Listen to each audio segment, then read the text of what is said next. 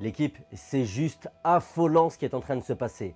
Vous la connaissez, Caroline Yadan, députée sioniste qui a confondu l'Assemblée nationale française avec la Knesset israélienne. Mais ça, c'est une autre histoire.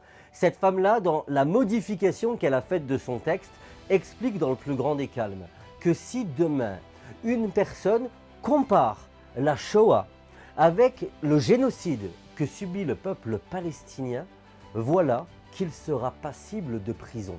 Ce point-là, c'est un aspect qui est totalement méconnu de son texte, mais c'est l'un des plus dangereux. On va jusqu'à s'attaquer aux mots que vous utilisez qui ne minimisent même pas le drame subi par les uns et les autres. Mais vous vouliez juste faire une comparaison pour dire mais comment ce peuple-là peut-il accepter le traitement du peuple palestinien au regard de son histoire?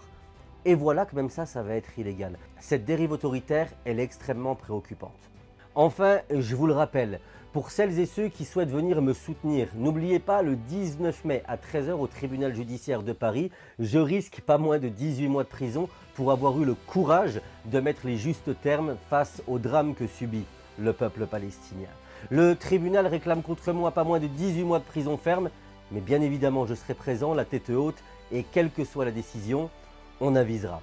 Parallèlement à ça, si vous souhaitez me soutenir dans le cadre de mes frais de justice, il y a cette plateforme Fil Résistant, au sein de laquelle je vous propose toute une série de produits que je confectionne ici, dans mon atelier. Je compte sur votre mobilisation pour partager un maximum cette vidéo afin que l'information arrive aux oreilles du plus grand nombre.